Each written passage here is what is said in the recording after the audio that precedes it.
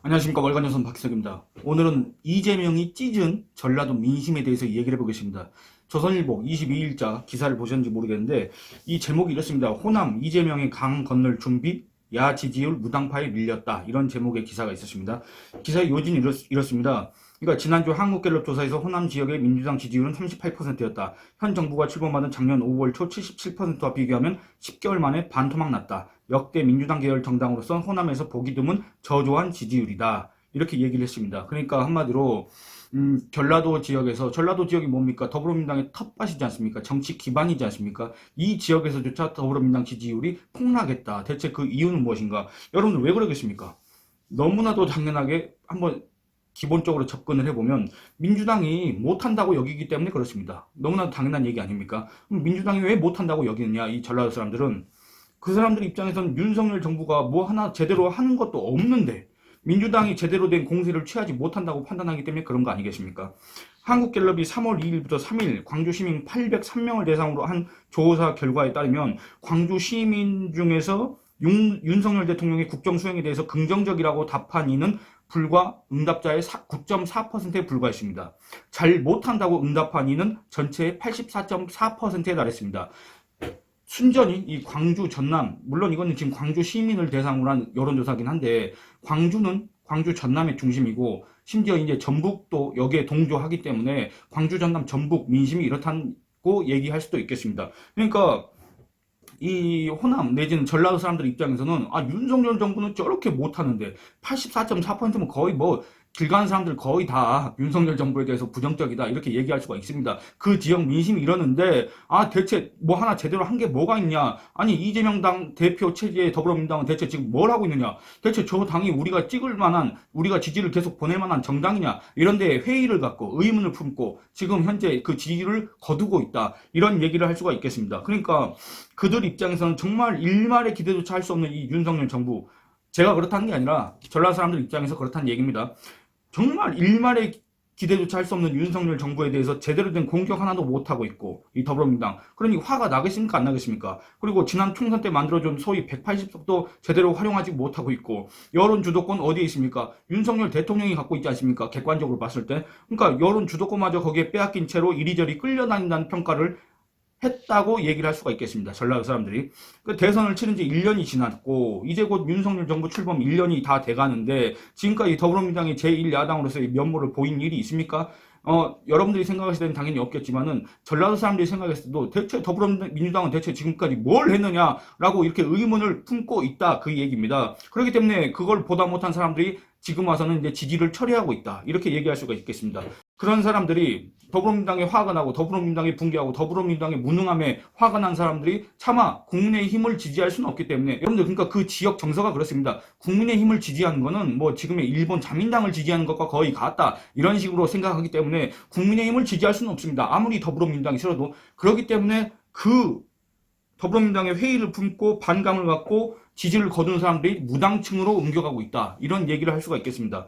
그러니까 제가 앞서 그 얘기했던 조선일보 기사 있지 않습니까? 이 기사에 나온 그 수치와는 제가 알아본 바로는 좀 다른데 어쨌든 윤석열 대통령 취임 당시인 2022년 5월 10일부터 12일까지 전국 성인 남녀 2,002명을 대상으로 한국갤럽이 조사한 결과가 있습니다. 그때 당시 정당 지지율 조사 결과를 보면 당시 광주 전라 응답자 중 72%가 더불어민주당을 지지한다고 했습니다. 무당층은 12%였습니다. 제가 국민의힘 지지율은 언급하지 않는 이유는 무의미하기 때문에 그렇습니다. 여러분들은 그 뜻을 다 잘 아실 겁니다. 그런데 그로부터 10개월이 지났지 않습니까? 10개월이 지난 지금 같은 조사기관의 정례 조사 결과를 보면 더불어민주당 지지율은 72%에서 38%로 하락했습니다. 그리고 무당층은 12%에서 39%로 증가했습니다. 그러니까 민주당 지지세는 절반으로 뚝 감소해버리고 무당층은 3배 이상 늘었다 그겁니다. 12%에서 39%로 늘어났다. 그러니까 이 말은 뭔 말입니까? 더불어민주당을 지지하는 사람들이 지금 무당층으로 옮겨갔다. 그 얘기가 되지 않습니까? 그러니까 물론 이거는 전국적인 민심을 확인하는 여론조사 결과이기 때문에 그중에서 광주 전라 지역 그 표본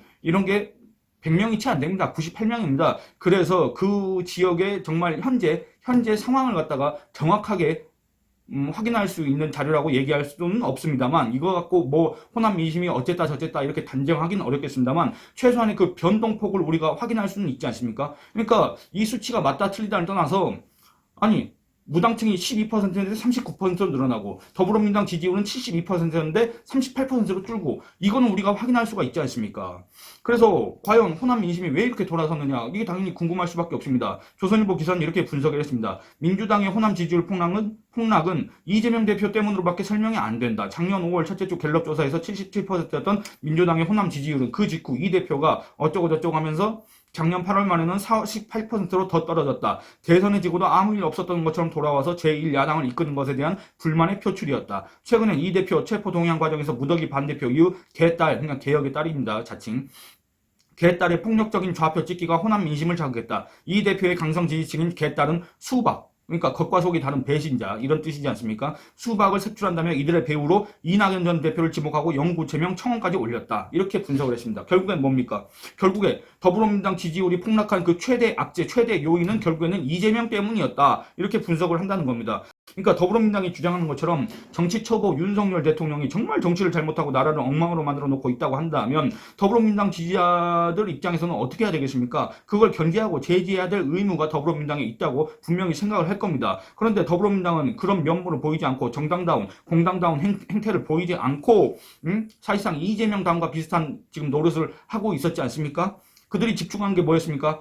윤석열 정부에 대한, 윤석열 정권에 대한, 권력에 대한 견제 비판 감시가 아니라 이재명 보호, 이재명 방탄에 집중했던 거 아니냐 이렇게 비판을 하는 분들이 많았고 지금 더불어민주당 지지자들도 아마 그중에 상당수가 그렇게 생각을 할 겁니다. 결국에는 민주당의 전통적인 기반인 호남에서조차 이 더불어민주당에 대한 지지를 거두고 있다. 이런 분석이 계속 나오는 겁니다. 거기에 이재명 추종 세력, 아까 제가 말씀드린 개혁의 딸, 개딸들이 당내 주도권을 뒤늦은 언행을 보이고 있고 이재명에 적극적으로 동조하지 않는 자들 그리고 이재명 보호에 적극적으로 나서지 않는 자들을 소위 배신자라고 하면서 수박이라고 하면서 자기들이 색출하겠다고 하면서 제명까지 요구하고 있지 않습니까? 그 중에 대표적인 사람이 바로 이낙연 전 대표지 않습니까? 여러분들 이낙연 전 대표의 어떤 정치적 위상, 무게 이런 것들이 기존에 우리가 알고 있던 그 뭐 김대중, DJ, 호남 지역의 맹주 이런 사람과는 전혀 비교할 바가 전혀 안 되지만 그리고 이낙연 전 대표를 지금 현재 유력한 정치인이라고 생각하는 사람도 별로 없지만 어쨌든 이낙연 전 대표는 호남 출신입니다. 호남 출신으로서 지금 현재 현존하는 정치인 중에 가장 대표적인 정치인입니다. 그런데 그런 사람을 갖다가 이재명의 추종 세력들이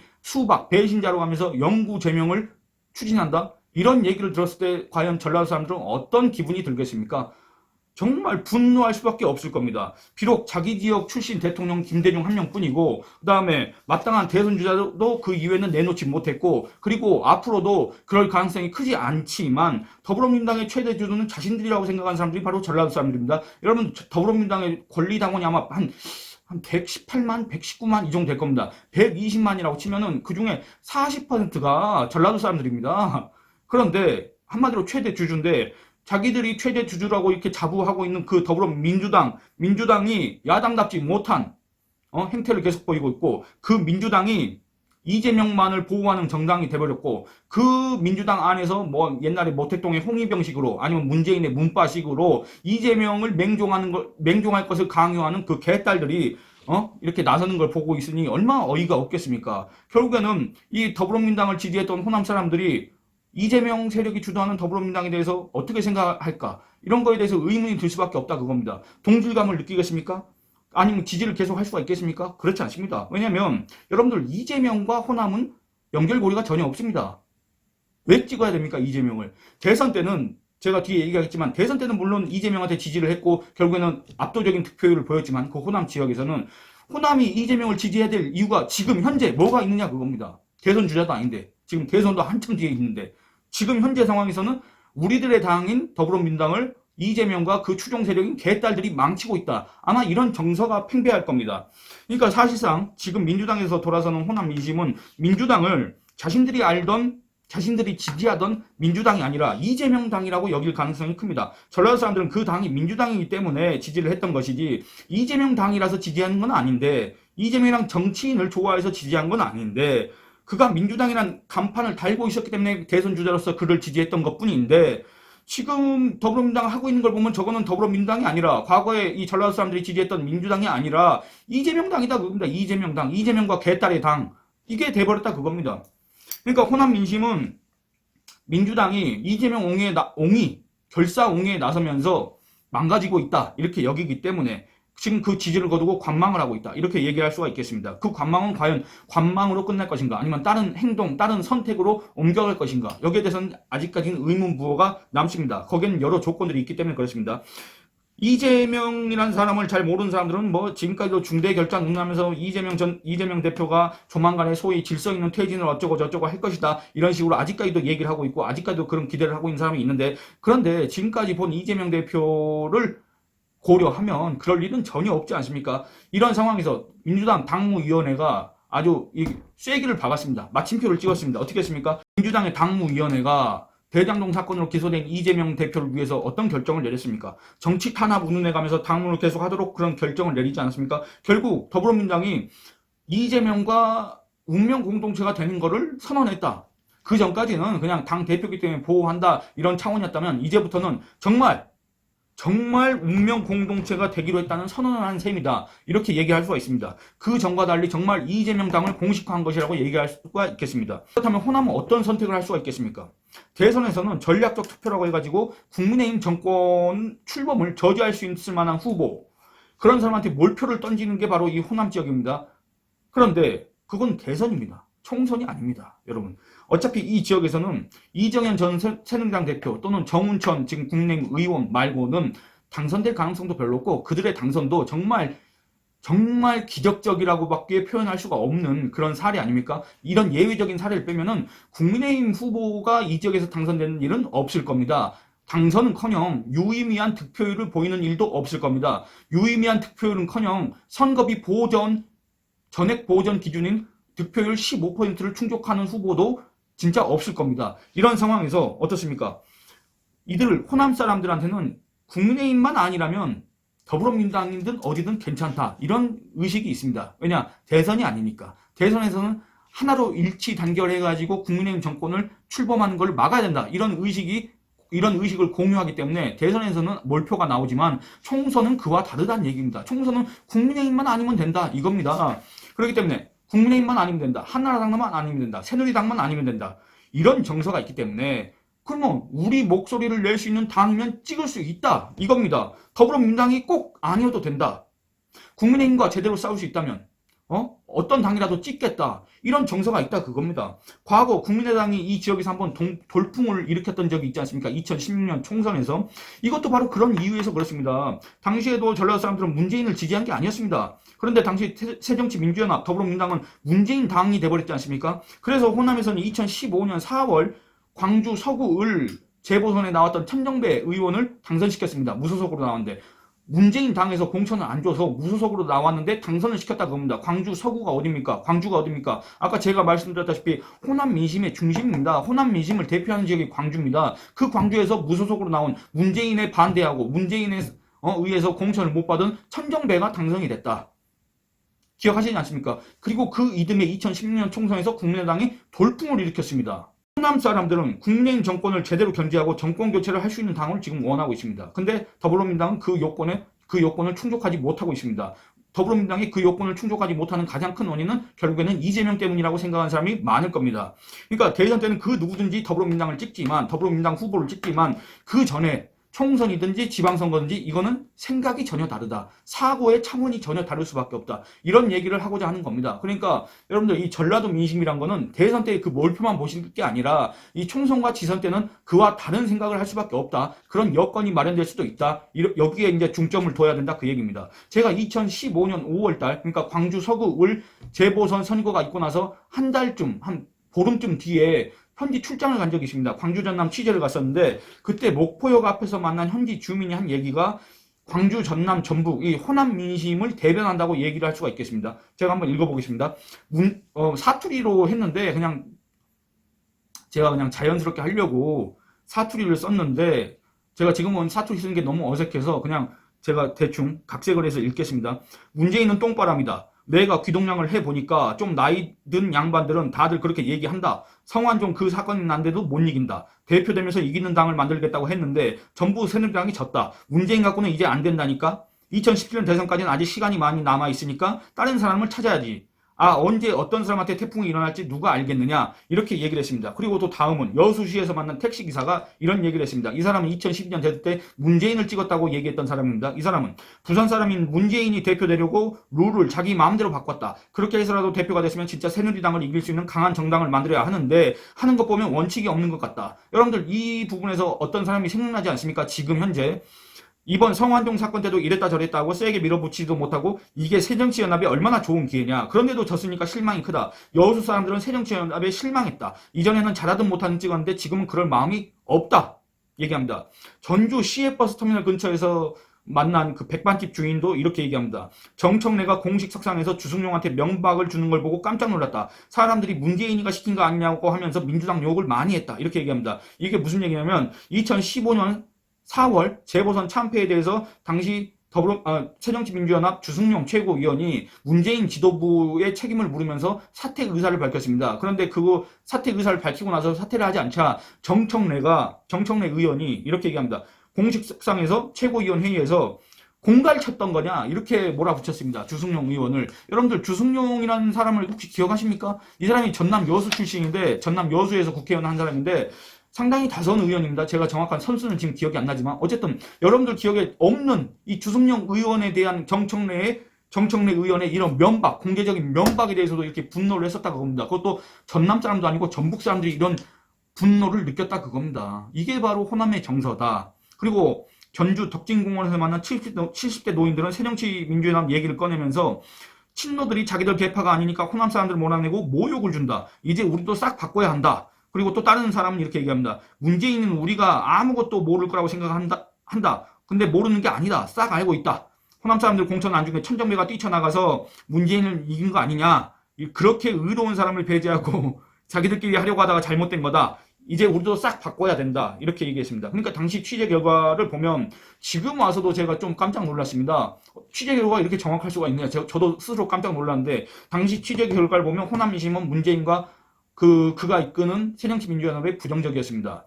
그리고 실제 그 이듬해 선거에서도 부정적이었습니다. 그래서 당시에 문재인 더불어민주당 대표가 총선 때 어떤 얘기를 했습니까? 광주에 가서 이 얘기를 했지 않습니까? 호남이 나를 선택하지 않는다면 나는 이번에 선택을 못 받는다면 정계 은퇴하고 대선 출마도 하지 않겠다라고 했는데 선택을 못 받았는데 정계도 은퇴하지 않고 대선 출마도 했고 결국엔 대통령까지 했던 거 아닙니까? 그래서 한 번도 경험하지 못한 나라를 우리 국민한테 떠넘긴 거 아니겠습니까? 어쨌든 이랬습니다. 결국에는 그 이듬해 2016년 총선에서 더불어민주당은 호남에서 참패를 했습니다.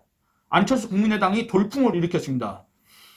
지금 제가 언급했던 이 호남 민심이 그때 당시에 작동을 했었고 그리고 지금 현재 이 상황도 이때와 비슷하다. 조선일보 기사에서도 이렇게 분석을 했지만 저도 거기에 동의를 합니다. 그러니까 2016년 분당 때와 같은 상황이 지금 연출되고 있다고 한다면 신당이 나올 만한 조건은 지금 충족돼 있다. 이렇게 봐야 됩니다. 더구나 지금은 호남뿐 아니라 수도권 민심도 더불어민주당에 호의적이지 않습니다. 이재명 당에 대해서 호의적이지 않습니다. 결국에는 박빙의 승부를 벌여야 하는 수도권 의원들 그리고 이낙연계라고 불리는 호남 출신 의원들은 자기 자리가 불안하기 때문에 얼마든지 행동에 나설 여건이 지금 충족돼 있다 그겁니다. 이들이 만약에 행동만 한다면 신당은 그리고 더불어민주당의 분당은 얼마든지 가능합니다. 근데 다만 그걸 이끌 만한 사람이 없다는 게 문제다 그겁니다.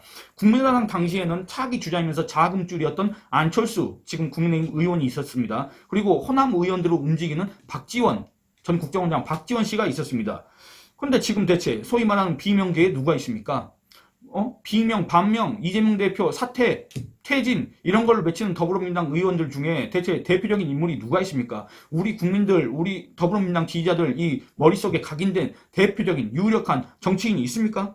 전남의 이낙연, 전북의 정세균 그들이 움직인다면 신당은 얼마든지 가능하겠지만 과연 그들한테 그럴 만한 행동력이 있는지 그거는 의문이 든다 그겁니다. 이낙연 전 대표 엄중낙연이라고 불렸던 사람 아닙니까? 엄중낙연이라는 게 뭡니까? 무슨 일이 있어도 어떤 사건이 터져도 거기에 대해서 엄중하게 보고 있다 이런 소리만 한 사람. 그 말은 뭡니까? 결국에는 그냥 이렇게 눈치만 보다가 재빠르게 행동을 못하기 때문에 결국에는 어떤 정치인다운 결기가 없다. 이런 비판을 들었던 대목 아닙니까? 이 이낙연 전 대표가 지난날의 습성, 지난날의 자신의 한계 이런 걸 넘어서서 귀국하고 나서 대체 어떤 모습을 보여줄 것인가. 이낙연 전 대표가 아니라고 하더라도 소위 말하는 이 비명계 또는 반명계 의원들이 어떤 행동을 보일 것인가. 저는 이 대목에서 좀 의문이 드는 게 뭐냐면, 여러분들 이 비명계라고 하는 사람들이 각종 언론 매체 인터뷰에서 별의별 소리를 다 하지 않습니까? 결국엔 결론은 이재명이 물러나야 된다 이런 소리인데, 그렇게 해면 뭐합니까? 안 물러날 사람한테 왜 계속 물러나라고 그 말만 하면 뭐합니까? 어? 그게 무슨 소용이 있냐 그겁니다. 저는 이 사람들도 정말 겁쟁이다 이런 생각이 듭니다. 왜 행동을 못합니까? 예를 들어서 지금 당장 머릿속에 떠오르는 사람은 2018년 당시 새누리당 원내대표였던 김성태 전 의원 어떻게 했습니까? 국회에서 단식을 하면서 두들겨 맞기까지 하면서 드루킹 특검법안을 갖다가 당시 여당이 수용하도록 만든 거 아닙니까? 그러면 지금 소위 비명계도 이재명 퇴진을 원한다? 이재명이 물러나야 더불어민주당이 산다? 자기는 자기의 어떤 위치, 자기의 자리 이런 거, 자기의 공천 문제 때문에 이런 얘기를 하는 게 아니다? 그렇다고 한다면 정말 당을 위해서라고 한다면, 그리고 그 당을 지지하는 지지자들, 그리고 그 당의 당원들을 대변한다고 한다면 행동으로 보여라 그럽니다. 행동으로. 왜 행동으로 보이지 않고 지금 이재명 물러나라는 말만 지금 몇 달째 하고 있습니까? 지치지도 않습니까? 그런 말을 하기 전에 이제 그런 말을 할 때도 지났습니다. 행동으로 보이라 그겁니다. 이제 행동으로 보일 때가 됐고 그 행동에 호응할 민심도 충분히 있다. 이거를 감안해야 된다. 이런 얘기를 하고 싶습니다. 예, 오늘 이만 줄이겠습니다. 감사합니다.